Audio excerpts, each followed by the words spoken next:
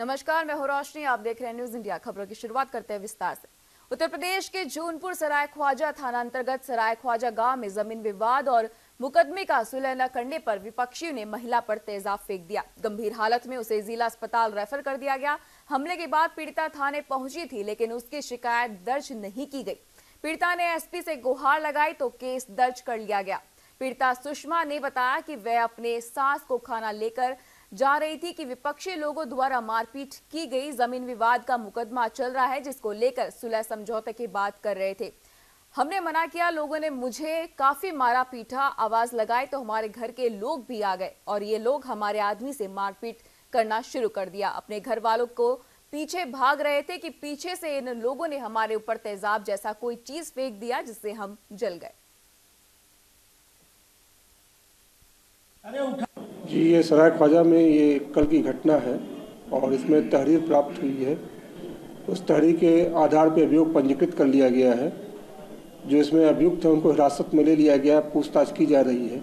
जहाँ तक बात एसिड अटैक की है तो मेडिकल रिपोर्ट में ऐसा कोई तथ्य प्रकाश में अभी तक नहीं आया है। क्या लग रहा है प्रथम दृष्टया क्या प्रथम दृष्टया यही है कि उसमें जिनके विरुद्ध लिखाया गया है उनका आपस में भूमि विवाद का भी मामला चल रहा है, तो इस पर जांच की जा रही है और जो भी सही तथ्य होंगे उसके आधार पर विधिक कार्रवाई की जाएगी।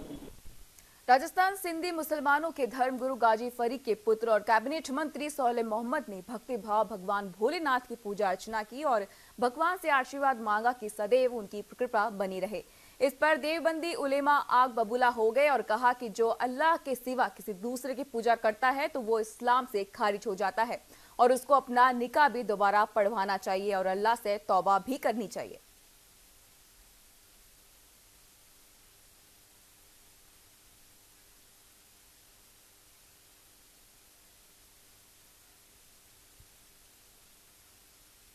एनआईए और एटीएस द्वारा लगातार छापेमारी कर दिल्ली और यूपी से मुस्लिम नौजवानों को गिरफ्तार करने पर देवबंदी उलेमा ने सख्त नाराजगी जाहिर की है। साथ ही कहा कि ये सिर्फ एक प्रोपेगेंडा है। ये गिरफ्तारियां सिर्फ 2019 के चुनाव को लेकर की जा रही है। पहले भी इन लोगों ने कुछ जगह से इसी तरह लोगों को पकड़ा था, जो बाद में बाइज्जत बरी हो गए थे और ये सभी चीजें अपनी तरफ से लगातार जेलों में भेज रहे हैं, जो निहायत बिल्कुल सोची समझी साजिश है। सब एटीएस और ने लगातार जो है मुस्लिम युवकों को टारगेट बना रही 1928 में, क्या कहेंगे आप? इस सरासर एक प्रोपेगेंडा है और यह है सोची समझी साजिश है। भाजपा जो है 2019 का चुनाव सामने है, वो प्लानिंग के साथ सब कुछ हो रहा है। अब से पहले भी जिन लोगों ने कुछ जगहों से लोगों को उठाए तो बाइज्जत लोग बरी हो चुके हैं और ये जो दिल्ली से और दूसरी जगहों से इन लोगों ने उठाए हैं, ट्रैक्टरों के पाइपों को वो जो है लॉन्चर बता रहे हैं और अपने पास से सारी चीज़ें लगा करके उन लोगों को जो है बिला वजह जेल की सलाखों में डाल रहे हैं। ये बिल्कुल ही सोची समझी साजिश और उनके साथ में अन्याय है और जुल्म है और जुल्म जो है अल्लाह को पसंद नहीं है। बरेली के परिवहन विभाग ने भी कुंभ की तैयारियां शुरू कर दी है। रोडवेज कुंभ के लिए भारी संख्या में बसें प्रयागराज भेजेगा।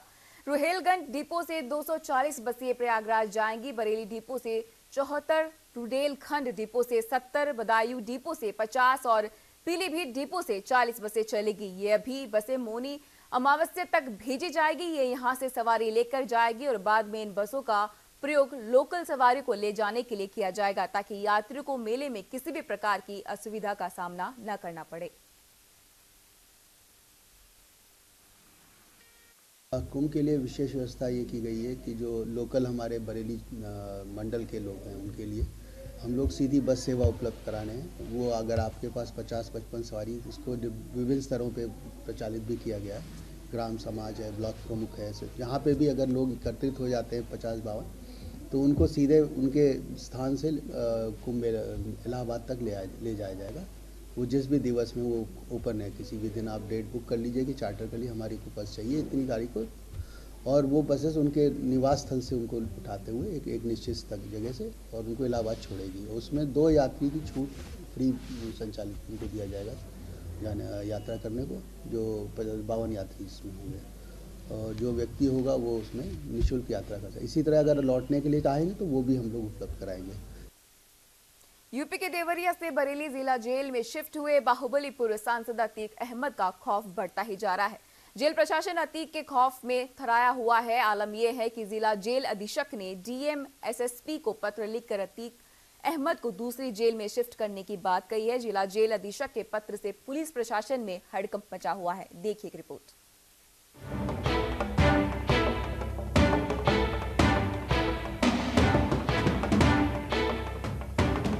शायद आज से पहले कभी आपने किसी पुलिस अफसर को इतना खौफजदा देखा होगा, लेकिन बरेली जिला जेल के अधीक्षक उदय प्रताप मिश्रा इन दिनों दहशत में हैं, जिस वजह से उन्होंने डीएम एसएसपी को पत्र लिखकर बाहुबली सांसद अतीक अहमद को दूसरी जेल में शिफ्ट करने का अनुरोध किया है।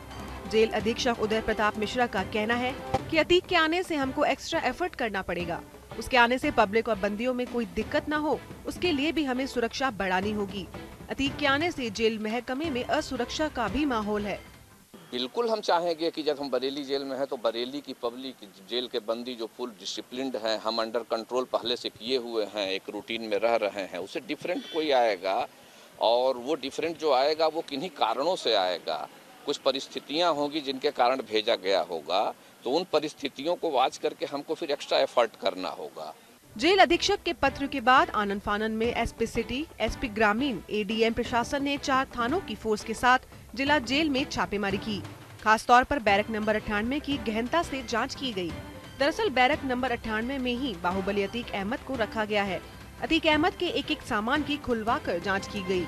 हालांकि जांच के दौरान अफसरों के हाथ कोई भी संदिग्ध चीज नहीं मिली। एडीएम प्रशासन राम सेवक द्विवेदी ने बताया कि उनके साथ बैरक नंबर 98 में 9 लोग बंद हैं। एसपी ग्रामीण संसार सिंह ने बताया कि उन्होंने भी अतीक अहमद की तलाशी ली और अतीक से बातचीत भी की।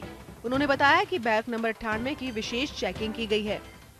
सिटी साहब के नेतृत्व में और पूरी फोर्स के साथ हम लोगों ने जेल का औचक निरीक्षण किया था। बैरक नंबर 98 को देखा गया स्पेशली, और जितने और भी कैदी थे उनको भी देखा गया, और उसमें जो एक कैदी हैं अतीक अहमद, उनको भी देखा गया, और जो भी सामान था उनका और एक सामान अटैची सारी चीज़ें खुलवा के सबको देखा गया। वही अतीक अहमद के बरेली जिला जेल में शिफ्ट होने के बाद इस बात की शंका है कि अतीक के गुर्गे किराए पर मकान लेकर रह सकते हैं, इसलिए जेल में नए किराएदारों का वेरिफिकेशन कराया जाएगा। इसके लिए पुलिस को निर्देश दिए गए हैं। इसके अलावा खुफिया विभाग भी नजर बनाए हुए है। एसपी सिटी अभिनंदन सिंह ने बताया कि इस बात का भी विशेष ध्यान दिया जा रहा है कि कहीं कोई फर्जी तरीके से अपने आप को अरेस्ट न करा ले कि वो अतीक को मदद कर सके। उन्होंने बताया कि जो लोग अतीक से मिलने आ रहे हैं उन पर भी नजर रखी जा रही है। देखिए, इस तरह के इनपुट्स हमें मिलते रहते हैं, तो उस संबंध में हम लोगों ने लोकल पुलिस को, हर थाने को अलर्ट कर दिया है कि कहीं कोई अचानक से किराएदारों की संख्या बढ़ रही हो। कुछ लोगों ने जो अचानक से किराए पे मकान लिए हों उनकी भी चेकिंग कराई जा रही है।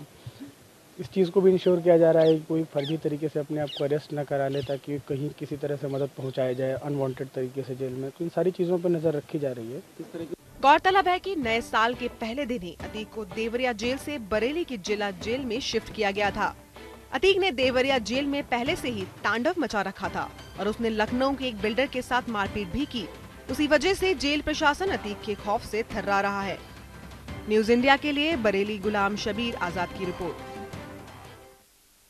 गोरखपुर जनपद में लूट करने वाले पहुंचे 2 लुटेरों की शामत उस समय आ गई जब वो लूट की घटना को अंजाम देकर भागने की कोशिश कर रहे थे कि अचानक भीड़ ने उसे पकड़कर बुरी तरह से पीटकर पुलिस के हवाले कर दिया। बताते चलें कि बांसगांव थाना क्षेत्र के ग्राम बसोली में असलहे से लेश 3 बदमाशों ने एसबीआई के ग्राहक सेवा केंद्र में घुसकर न केवल कैश को लूट लिया, इस दौरान केंद्र पर बड़ी संख्या में मौजूद ग्राहकों ने दौड़ाकर 2 बदमाशों को पकड़ लिया और उसकी जमकर धुलाई करने के बाद पुलिस के हवाले कर दिया। पूछताछ में दोनों लुटेरों ने अपने गुनाह को गजपुरा के सियर मोड़ पर भी ग्राहक सेवा केंद्र पर संचालक अनिल गुप्ता से पिस्टल दिखाकर लूट की घटना को अंजाम देने की बात स्वीकार की है। उन्होंने बताया कि मुंगेर निर्मित 2 तमंचे बगैर नंबर की मोटरसाइकिल भी बरामद की गई है।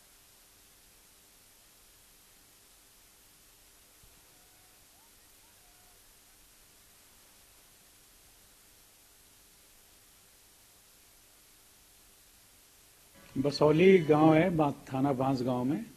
यहाँ आज एक प्रमोद का ग्राहक सेवा केंद्र है, वहाँ उसके यहाँ से लूट हुई। लूट के बाद उसे गोली मार दिया था उसकी जांघ में। 2 बदमाश थे, दोनों बदमाश में एक ये दोनों जगदीशपुर भल्लुआन जो है जगह वहाँ के रहने वाला है। उनसे विजय प्रजापति और हरीश ये दो व्यक्ति गिरफ्तार हुए हैं। पब्लिक ने इन्हें अरेस्ट करते समय मारा भी है। इनके साथ एक विक्रांत मोटरसाइकिल जो यूज कर रहे थे और 2 मुंगेर वाली जो पिस्टल होती है वो बरामद हुई है। सोनभद्र में सरकार द्वारा चलाई जा रही सौभाग्य योजना में सरकार का दावा झूठा साबित होता दिख रहा है, जहां सरकार ने कागजों पर सभी को कनेक्शन जोड़कर बिजली जलता दिखा दिया गया है, पर जमीनी हकीकत उससे अलग है। जब हम रॉबर्ट्सगंज ब्लॉक के मदर गांव में पहुंचे तो खंबे दिखाई पड़े, उस खंभों पर तार भी दिखाई दिया, लोगों के घरों में मीटर भी दिखाई दिया, पर बिजली नहीं दिखाई दी।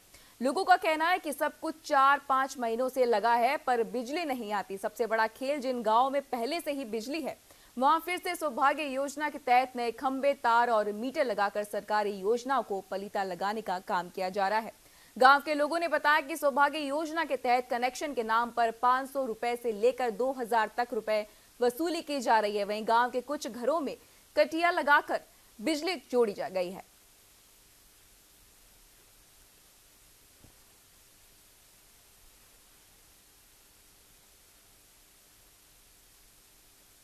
कासगंज में प्रधानमंत्री नरेंद्र मोदी के द्वारा देश में चलाई जा रही उज्ज्वला योजना का सीधा लाभ पात्र लोगों को मिलना दिखाई दे रहा है और उज्ज्वला योजना के अधिकारी कर्मचारी मार्च तक सभी पात्र लोगों को फ्री में एलपीजी मुहैया कराने के लिए जमीनी स्तर पर उतरकर सब अभी अपने पूरे प्रयास में लगे हैं, जिससे हर व्यक्ति अब एलपीजी गैस का प्रयोग करके स्वास्थ्य और पर्यावरण को बचाए। उज्ज्वला योजना के नोडल अधिकारी प्रवीण यादव और कर्तव्य भारत गैस के कासगंज के डिस्ट्रीब्यूटर देव प्रकाश उर्फ देव भैया ने एक प्रेस कॉन्फ्रेंस करके एलपीजी गैस के कनेक्शन लेने के लिए लोगों को जागरूक किया है।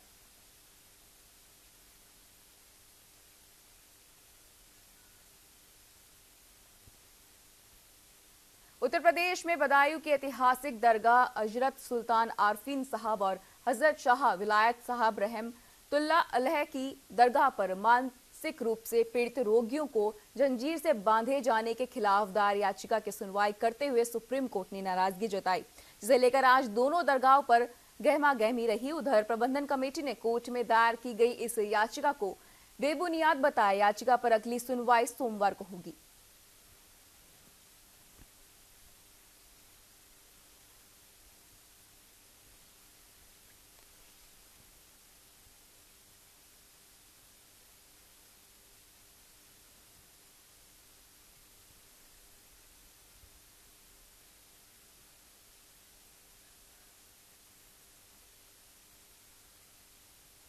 लखीमपुर खीरी में सदर तहसील दिवस में दर्जनों मुस्लिम समुदाय के लोगों ने जिलाधिकारी को एक ज्ञापन दिया। राज्यपाल के नाम ज्ञापन में उसकी मांग थी कि जनपद पीलीभीत में एक आदमखोर बाघ का नाम मुस्तफा रखा गया है, इस नाम को बदला जाए और जिन वन अधिकारियों ने ये नाम दिया है उस पर कार्रवाई की जाए। मुस्तफा नाम एक नरभक्षी बाघ का नाम कहने से समुदाय के लोग में आक्रोश है। समुदाय के लोगों का कहना है कि मुस्तफा हमारे पैगंबर मोहम्मद मुस्तफा हैं, इसलिए हमें इस नाम से आपत्ति है।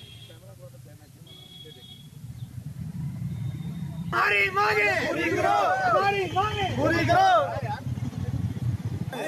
हमारी मांगे पूरी हो, हमारी मांगे पूरी हो, हमारी मांगे। जो आदमखोर हो गया था जिसे डेकोलाइज करके उसको यहाँ से ले जाके वहाँ लखनऊ के जू में छोड़ा गया, लेकिन उसका नाम मुस्तफ़ा रखा गया। चूंकि मुस्तफ़ा हमारे पैगंबर का नाम, इस्लाम धर्म के प्रवर्तक का नाम है, हमारे नबी के नाम, नबी करीम सल्लल्लाहु अलैहि वसल्लम के नाम से एक आदमखोर बाघ का नाम रखने से हम लोगों की भावनाएं आहत हुई हैं। हम लोग इस बात को लेकर खीरी में, लखीमपुर में कल हमने प्रदर्शन किया, जिलाधिकारी को, एक राज्यपाल को संबोधित एक ज्ञापन दिया है और हमारी मांग है कि इसका नाम आदमखोर जो बाघ है इसका नाम बदल के कुछ और रख दिया जाए।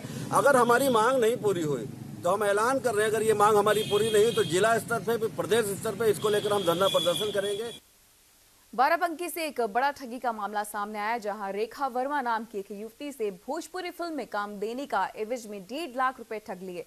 ये जालसाजी गोंडा जिले के रहने वाले शारदा रातव उर्फ अलीशा और करण वर्मा नाम के जालसाज दंपति ने की है। अपने मंसूबों को अमली जामा पहनाने के लिए इस दंपति ने बकायदा गोंडा फिल्म विलेज नाम से एक प्रोडक्शन हाउस भी बना रखा है। इस गोरख धंधे का खुलासा तब हुआ जब इस जालसाज दंपति ने बाराबंकी की रहने वाली रेखा वर्मा नाम की युवती से सोशल साइट पर संपर्क कर उसे भोजपुरी फिल्मों की हीरोइन बनाने का सांझा दिया और अपने production house Gonda film village के बैनर तले बनने वाली भोजपुरी फिल्म मोहब्बत के जंग में नायिका बनाने के एवज में करीब 1.5 लाख रुपए ऐंठ लिए गए। लेकिन करीब साल भर से ज्यादा का वक्त बीत जाने के बाद भी जब फिल्म का निर्माण शुरू नहीं हुआ और शक होने पर रेखा ने इस दंपति से अपना पैसा वापस मांगा तो शारदा उर्फ अलीशा और उसके पति करण वर्मा ने पैसा वापस करने से इनकार कर दिया और रेखा को धमकाने लगे।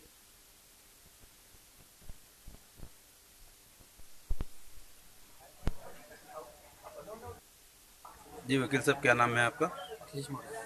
मौर्य जी, क्या मामला हुआ जो आपको कोर्ट में जो है 156(3) दायर करना पड़ा, किस वजह से? ठगी का मामला था। पीड़िता जो है ये बाराबंकी के रहने वाले हैं और कुछ लोगों ने इसे गोंडा के रहने वाले हैं फोन से संपर्क किया और हीरोइन बनाने का लालच देकर 1.5 लाख रुपये ठग। जब इसने गोंडा पुलिस अधीक्षक और बाराबंकी पुलिस अधीक्षक को प्रार्थना पत्र इस संबंध में दिया, कोई कार्रवाई नहीं हुई तो पीड़िता मेरे पास आई और हमने जरिए 156(3) प्रभारी निरीक्षक कोतवाली फतेहपुर को मुकदमा दर्ज करने विवेचना करने का आदेश। मेरठ के थाना पलमपुरम इलाके में उस वक्त हड़कंप मच गया जब टेंट के सामान से भरे ट्रक में आग लग गई। देखते ही देखते ट्रक जलकर खाक हो गया। आग लगने की सूचना दमकल को दी गई लेकिन घंटों तक कोई भी दमकल की गाड़ी मौके पर नहीं पहुंची, जिसकी वजह से लोगों में आक्रोश फैल गया।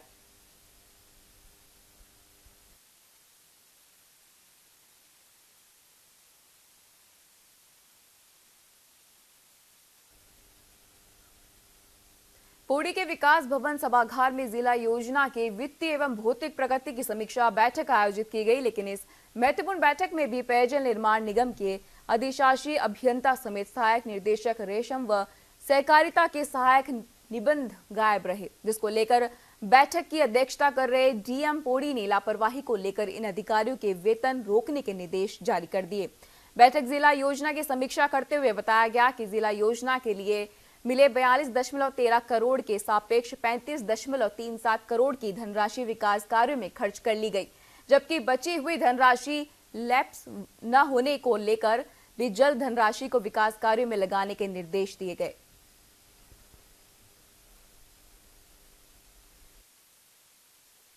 परफॉर्मेंस अच्छा है और कोशिश करेंगे कि उसको और ज़्यादा गति हम लोग प्रदान करें और इस फाइनेंशियल ईयर में जितनी भी धनराशि अभी मुक्त है उसका 100% यूटिलाइजेशन हम लोग करें। तो मेन बात है, हम लोगों ने ये बात रखी है कि जितने भी कंस्ट्रक्शन के हमारे वर्क होते हैं उनमें जो भी भवन हमारे बने वो पर्वतीय शैली में बने और कम से कम फसाड जो ऐसा बने जो पर्वतीय शैली को इंगित करें कि हमारे भवन कैसे पहले बनते थे और पर्वतीय राज्य होने के नाते इन भवनों के माध्यम से भी अपनी संस्कृति को, अपनी कला को, इसका परिचय हम लोग तक करा सकते हैं। उत्तराखंड में तमाम मांगों को लेकर सचिवालय का घेराव और 16 जनवरी से बेमियादी हड़ताल का ऐलान कर चुके रोडवेज कर्मचारियों के आगे शासन का लचीला रवैया अपनाने को मजबूर होना पड़ा। जन कल्याणकारी योजना के लंबित देयकों समेत सरकार पर बकाया करीब 80 करोड़ रुपए में से शासन ने 22 करोड़ रुपए तत्काल जारी करने पर मंजूरी दे दी है। इसके अतिरिक्त कुमाऊं मंडल में अधिकृत मांगों पर निजी बसों का संचालन का प्रस्ताव निरस्त करने की कर्मचारी की मांग पर अपर मुख्य सचिव राधा रुड़की ने हाई पावर कमेटी गठित कर दी है। अब 11 जनवरी को कमेटी की बैठक होगी जिसमें निजी बसों के संचालन पर फैसला होगा।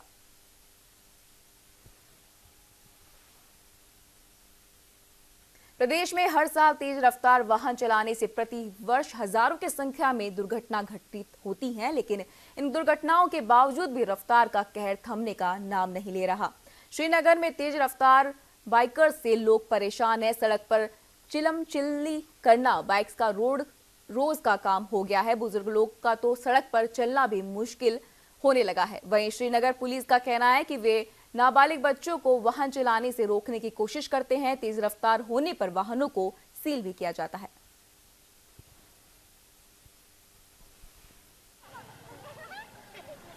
ये इसका कर सकते हो कि स्टैंड करते हुए इतनी लग जाती है।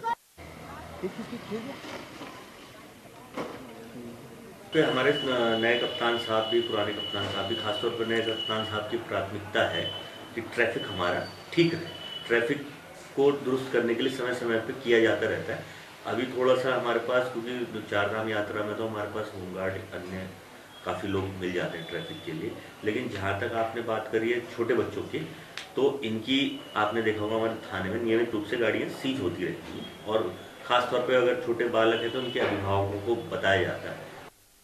उत्तराखंड में सेलाकुई क्षेत्र के हरिपुर खेरी गांव में आम के हरे भरे बाग को काटा जा रहा है। बाग स्वामी द्वारा पेड़ों की लॉपिंग की परमिशन लेकर कई पेड़ों पर हेवी लॉपिंग की गई है। वहीं लगभग 1 दर्जन पेड़ों को जड़ से काट दिया गया। मामले को लेकर वन और उद्यान दोनों ही विभागों के अधिकारी एक दूसरे द्वारा कार्रवाई किए जाने की बात कहकर अपना पल्ला झाड़ते दिखाई दिए।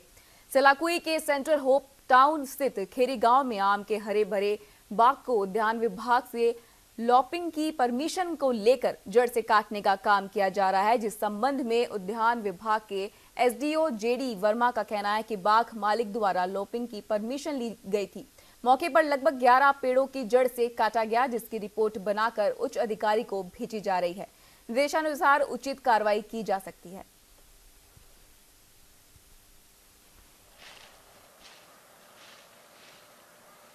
तो हमारे पास उनका पहले आवेदन आया था जीर्णोद्धार कराने के लिए, हार्ड लॉपिंग करने के लिए, जिसमें जो है हमें उच्च अधिकारी की ओर से 20 पौधों की अनुमति मिली थी और जिसमें से उन्होंने 20 में से 11 पेड़ जो है पूर्ण काट तरह से क्षतिग्रस्त किए हैं, जिसके लिए उच्च अधिकारी की महोदय से अनुमति के लिए लेटर लिख दिया है। जो कार्रवाई उचित होगी उसका कार्रवाई की जाएगी।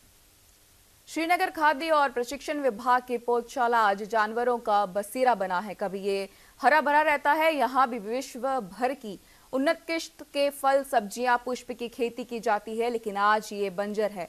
यहाँ दूर दूर तक सैकड़ों फीट तक सिर्फ रेत ही रेत दिखाई पड़ती है। ये 2013 की आपदा में तबाह हो चुका था, जो आज भी सरकार से मदद की आस लगाए हुए है। इस प्रशिक्षण संस्थान में गढ़वाल क्षेत्र के काश्तकार प्रशिक्षण लेने आते हैं, लेकिन कुछ वर्षों से प्रशिक्षण कार्य भी ठप है। लाखों की लागत से बने हुए ग्रीन हाउस में ताला लगा दिया गया है। इसके अंदर की मशीनें भी खराब हो चुकी हैं। वहीं कृषि मंत्री सुबोध उनियाल की माने तो इस नर्सरी को पहले की तरह डेवलप किया जाएगा, जिसके लिए बजट जल्द ही स्वीकृत भी करने का प्रावधान बनाया जा रहा है। इसको पुराने स्वरूप में लाने की कृषि मंत्री योजना बना रहे हैं।